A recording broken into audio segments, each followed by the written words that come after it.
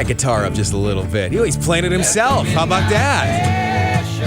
Glad to be coming to you on KMOX, News Radio 1120, the voice of St. Louis. It is Overnight America, your best friend in the whole wide world, Curt Copeland. And you know I love talking about music, and so I had to bring in some St. Louis musicians. One of the guys, it's the guest, he said, can I go use the restroom? And he didn't really have enough time to go use the restroom, but I said, yeah, go ahead and use the restroom anyway.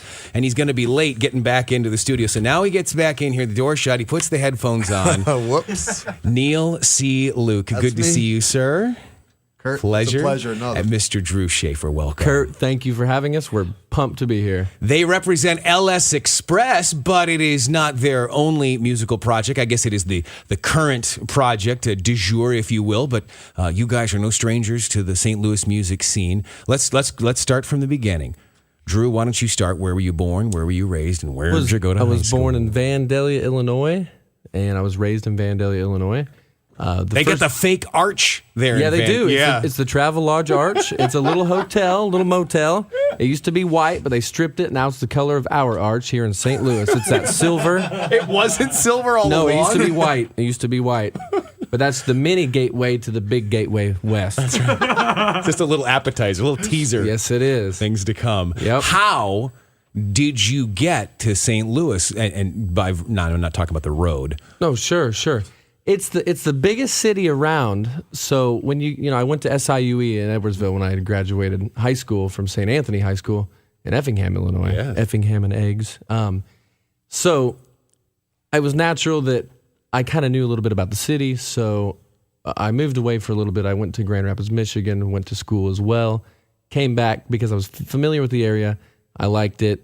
So, it's kind of the town that's close by. But there's a lot of stuff going on here. So I stayed, and here we are right now on KMOX. Can you believe this? Downtown. I know. I grew up listening to this station with my dad, listening to baseball. Like, I know Mike Shannon's voice. Well, I'm going to tell you something, Mr. Sheafor. It's awfully nice to have you on here tonight, and we're glad that you're a big Cardinals fan. Oh, yes. Almost is like the real deal, right? Makes you for feel sure, like he's here with us. I cannot do that impression. I'm glad you can. And top it off, we beat Rich. Yeah, you got to meet Radio Rich man. Dalton. I mean, come on. He gave us real advice. Follow your heart.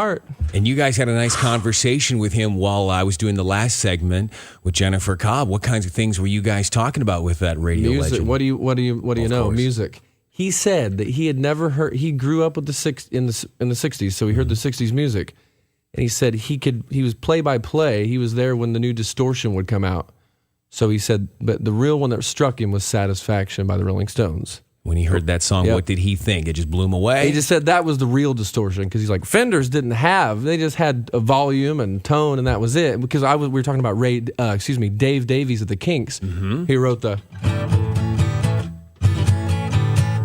And I went and saw him Saturday, and he was the guy who cut the speaker, used the razor blade to cut the cone. He's like, but I kept the cone intact, but I'd slice it out of pure rage.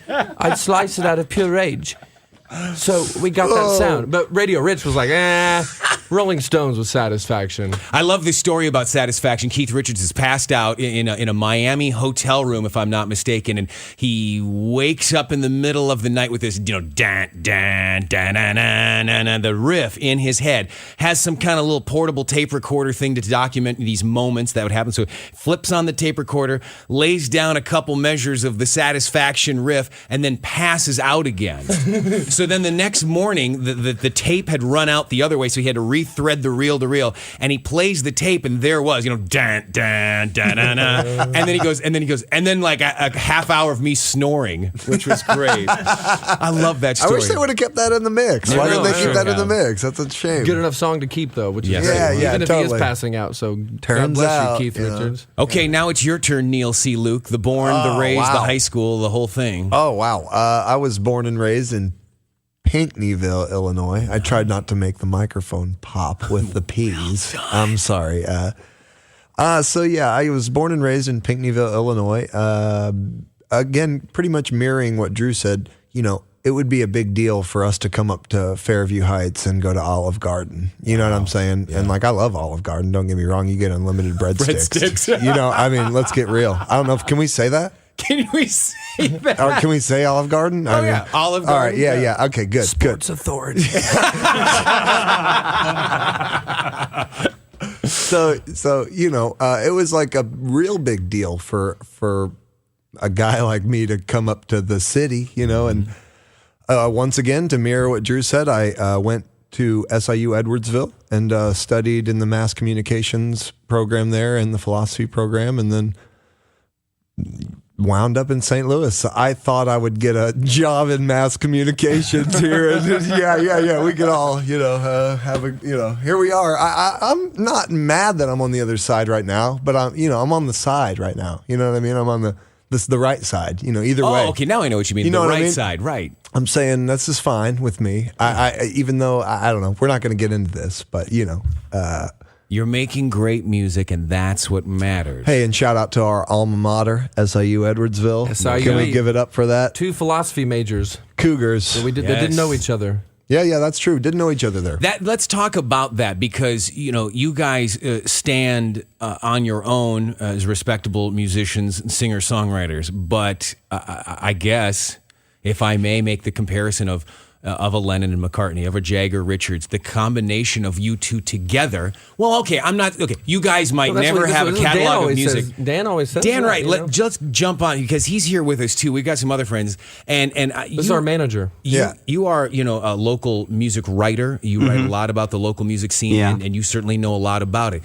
Talk about the dynamic of these two together. Well, Lennon McCartney, is obvious, one to go to, but I actually kind of draw the comparison between Noel and Liam Gallagher, except they're not fighting all the time.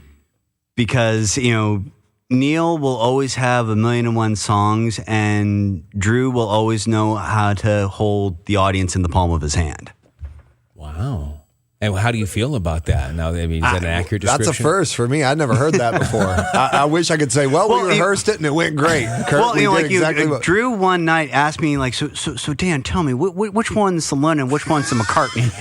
And I really couldn't answer that question because, who's to say who's the John and who's the Paul? So, the only thing I could say to him is, Drew, you're the mod and Neil's the rocker. Oh, well. True. I think that's definitely true. High five right there. Yeah. He's definitely a rocker. Neil's a real rocker. He rocks heavy. Yeah, you do. It's what they're saying, I guess. But I mean, Check out those truly, Gaslight sessions. the thing, your Gaslight sessions was a lot of fun. Oh, and I think we man. just posted the video That of was a the blast. interview that we did, How which was about that? a lot of fun. We just dug up that piece of video and put it up the other day. Unedited, just uncut. Yeah, no cuts. A little 5-minute clip, just boom. And if you're not familiar, I've had those Gaslight session guys on the air. Matt McElrath, JB Anderson owns Gaslight. Matt McElrath runs Media Outlaws, and they produce the show. And we had a lot of fun with that. It's posted online. Not safe for work, but it's really funny. More with LS Express, Neil C. Luke, and Drew Sheafor and friends. More coming up with Overnight America on the Voice of St. Louis. News Radio 1120, KMOX. Dun, dun, dun. Overnight America from the Voice of St. Louis. News Radio 1120 KMOX. When the bumper music didn't kick in right away, I'm always on standby. Give me my own bumper music, right? Kick those microphones on. There you go. That's why I need a live orchestra right here in studio to just do the live bumper music, which would be a lot of fun. Your best friend in the whole wide world, Curt Copeland, got some great guests this hour, including Neil C. Luke, Drew Sheafor, their partner in crime, Mr. Tom Blood, and Dan Wright, St. Louis music writer and poet, and you got a lot of cool things. And you got a birthday coming up too. Is it this weekend? Next month.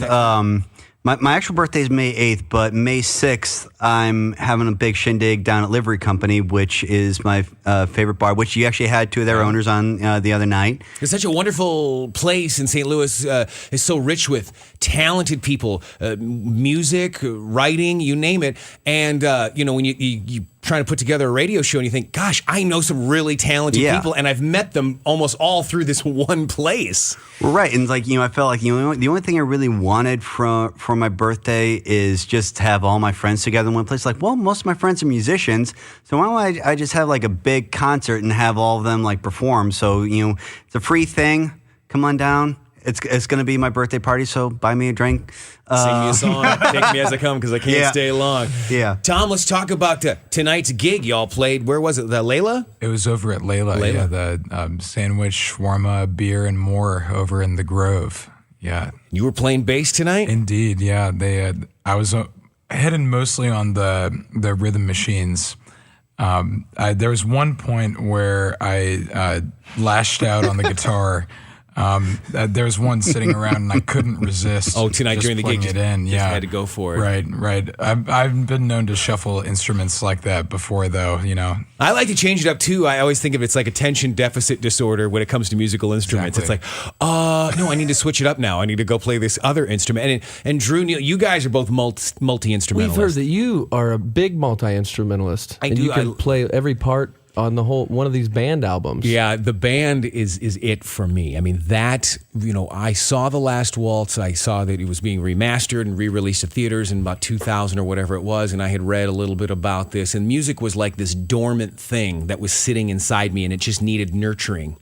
And I had messed around with guitar a little bit as a kid, but just no one in the family played, and so no one was going to say, hey, here's how you do it, and let's take you to the music store and get you a good guitar. No. So I see The Last Waltz, and my jaw was on the floor. I think I went and saw like 3 nights in a row at the theater, and I said, okay, that's it. That dream you've always had about playing music, you're going to do it now. And the way I taught myself how to play music was by learning virtually every part of the movie The Last Waltz. Hallelujah. All this music of the band. And God so bless. So that's it for me. So I'll throw it to you guys about what was that one thing, an artist, an album, a movie that got you started. Neil, do you want it, or what do you think? Well, you're both going to answer it, so flip I the coin. had a friend. Well, I grew up listening. The big influences on me when I heard Queen's greatest hits. Yeah. Aerosmith, Get a Grip, a lot of Weird Al records, and then my aunt bought me the White Album and the Beatles anthologies. Then my mind was blown. I was using the Walkman in the back seat of the car on the way to the All-Star baseball games, and Tom Petty. But anyway, I'm like you. I didn't. The parents didn't, which no fault to their own. No. I was doing all sorts of things, playing sports mainly. But I had a friend, Larry Gale, who insisted. He said, "Buddy, you can really whistle," and I would play. You know, the Stairway to Heaven.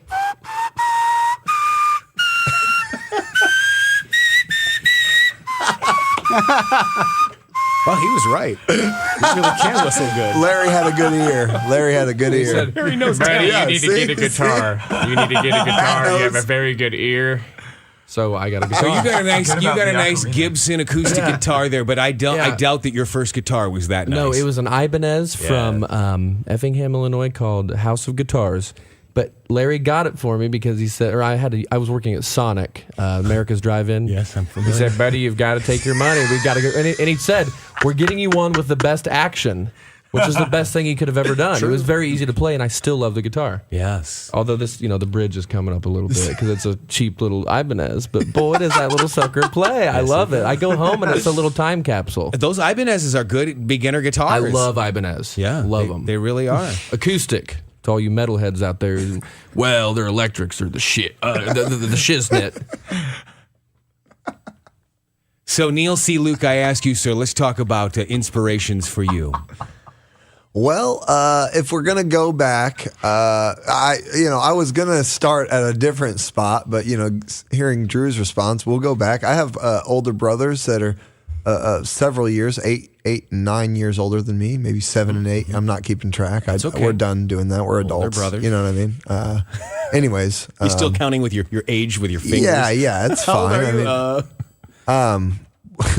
But they had like Nevermind and Rubberneck from the Toadies and just a Silverchair, Frog Stomp, and they had a bunch of like alternative rock records and even some like punk records, sort of like CIV, Set Your Goals. They also had like Bloodhound Gang, One Fierce Beer Coaster. I remember that being like a huge, like I'd never heard anything like that. So he had the guy who literally said, "You've got talent. You need to pursue it. Let's get you a guitar." What was the manifestation of that? What was it? Well, so it's a combination of things. First, it starts what I was saying earlier, where I'm like sneaking into my brother's room when he's not there, trying to listen to his cassettes and his CDs and stuff. And then after that, it was my dad. He played guitar and he sang, and his big influences were like John Prine and Bob Dylan and the Kinks and all over the radar, Jim Croce even, like, I don't know, he was a big fan of the Grateful Dead. Him and my mom had followed them around for a while, so you can use your imagination a little bit about them. So the apple doesn't fall far from you the know tree. how it is. So I had like a little bit of music in me, and my parents, like I was saying, my brothers are older, so they had kids at like 17 and 18, and just hurried up and got married, the whole bit. And so I remember I was young and hearing just like a party downstairs because they just weren't done, partying and the whole thing. And then you'd hear like the guitars get busted out, and then you'd hear like, I remember specifically it being like, all right, we're going to do Bob Dylan impressions. And so, someone would play like the progression and Knocking on Heaven's Door, and it'd be like, yes, mama, take this badge off of me. And then go around in the circles, and it was just like, and I'm like thinking at the time, like, look, I got to sleep. I got homework. I got things. Like, what's going on here? And then, it wasn't until much later that I realized, oh man, they were right. Yeah. Like, I should have been like getting out of bed and coming down and trying to join in the impressions, But so I would say that my dad is really probably the biggest like musical influence insofar as he put a guitar in my hand, and I think the first thing he showed me was Blister in the Sun from the Violent Femmes. And that's just because it's right there. You know what I mean? It's still right here. It's still right there.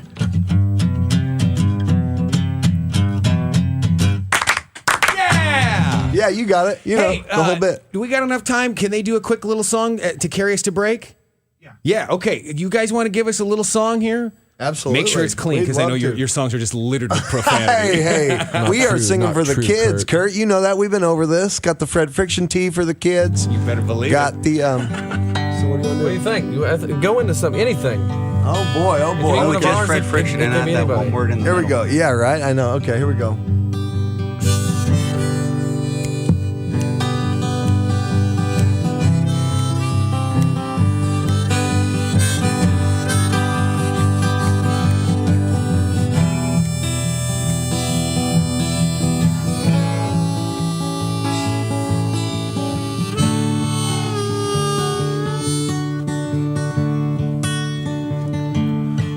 Gotta strike while the iron's hot, but it's tough while you're living in the shower. You gotta strike while the iron's hot, but it's tough when all you hear are screaming neighbors. Well, I hope you brought your camera so KMOX can point it right back at ya and make sure it shoots video, baby, to forever stroke your ego in 1080. There's a St. Louis, you've been good to me, showing me Chucky Lafarge and Buck Cherry. I don't spend much time by your river, 'cause I'm in your radio stations and bars.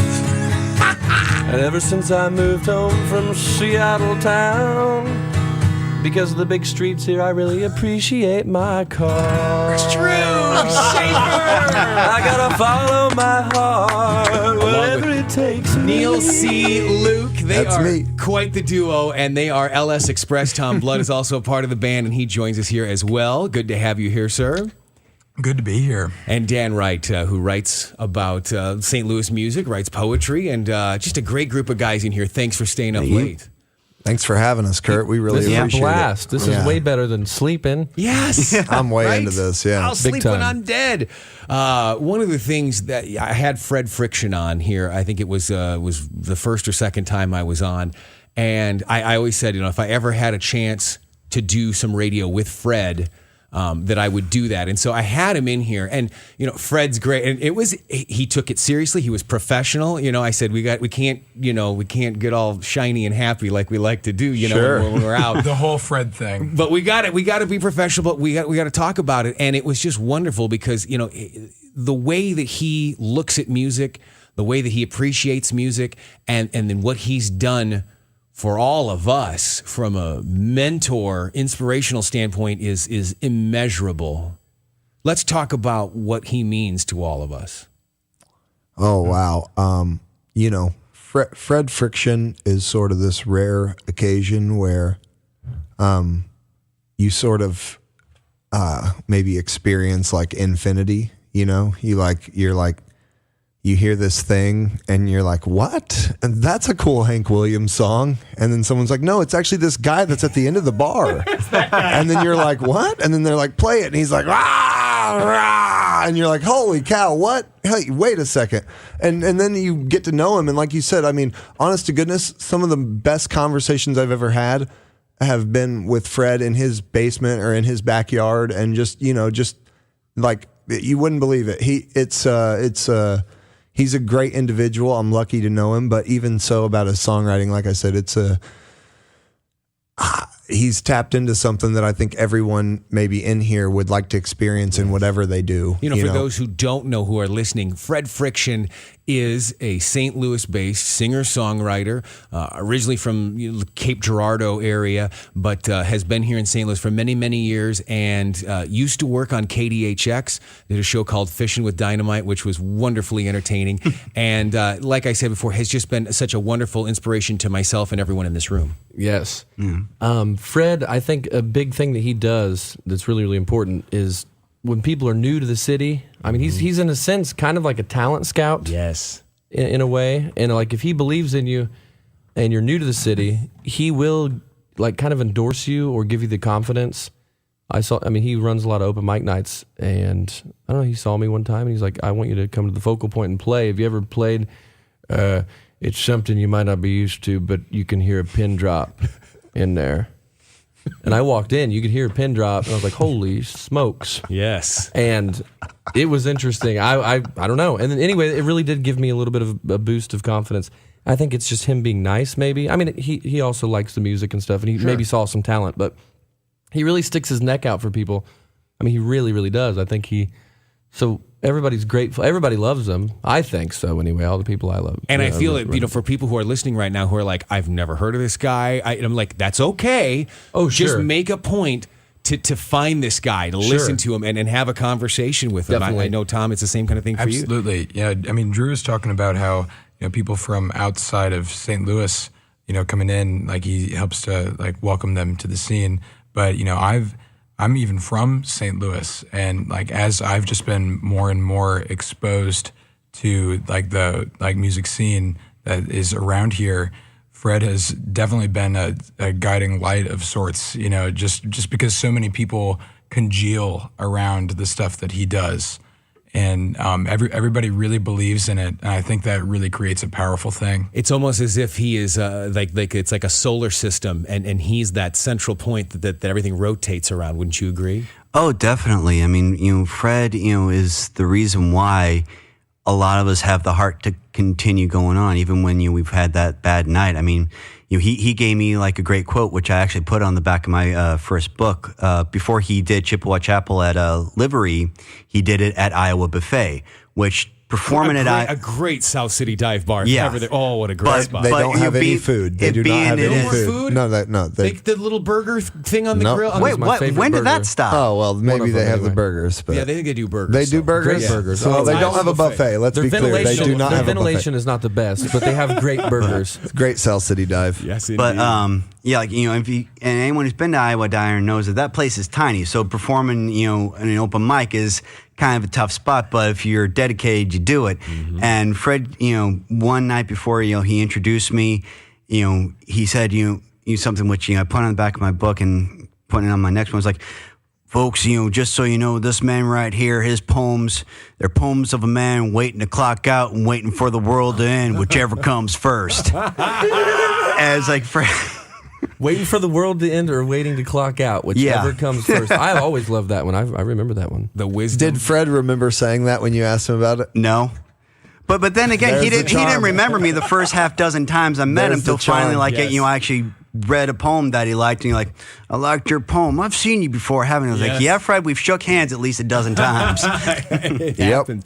The St. Louis music scene in general, and I've made this comment before about there are those who, I'm going to get into music, I'm going to give it all I got, and I'm going to get that record deal, and then it's that Hollywood goal or Nashville or whatever it is, New York.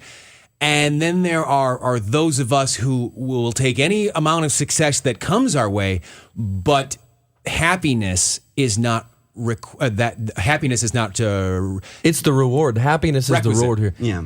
Definitely. And so Neil runs open mic night at Venice Cafe every Monday. Every Tuesday, I play at the Wildflower in Central West End, the corner of Euclid and Laclede. Every Wednesday, we play at Layla. And this is a huge outlet. And then, Neil's in the Old Souls Revival, and they have gigs all the time. great group. Big time. Yes, and I'm Big- glad you Very kind. mentioned that Very too. kind. About to go in to record album number 3. Yeah, that's true. We're going to go into Native Sound there on Cherokee Street with David Beeman and Will and Ben. I'm not going to use their last names just because they asked me not to. No, Really? I'm joking. No, I'm joking. Yeah, we're going in there. But yeah, Old Souls Revival. Google it. Yeah, great group, and I think that was maybe the first time I met you. When Oh, you guys cool. did that Loft Sessions. Oh, yeah, called absolutely. Gaslight I remember Sessions. that. I do remember that. Yeah, barely. We had drank a lot of wine. Yes, But, we- but that's fine. That is just fine. In Vino Veritas. We were all of legal age. There's no doubt about that. You mentioned the gigs. I wanted to give you. We got one more minute of other gigs coming up besides the regular stuff. Oh, wow. Drew? Sure. Well, I wrote this down. I wanted to also point out that Neil's band, Old Souls Revival, is opening up for Rooney on June 25th. Is that it off Broadway? Yes. Come on now. If we're a hobbyist and have fun. Anyway, we're going to be playing at Heavy Anchor. I don't know when. Tom, when is it? That's at May 25th at the Heavy Anchor. Yeah, we've been playing there lately. We haven't played there for years. Another great spot. But boy, we've been playing that one. Yeah, it's been fun. That's always a good time. Great On back patio. Gravoy, Heavy Anchor. Yes. May 25th. Take us out with some music. We got 10 seconds I'm going to pass left. the guitar to Neil. We'll do Fred Friction song. All right. How about this? Step Right up, get in line, see what life is like.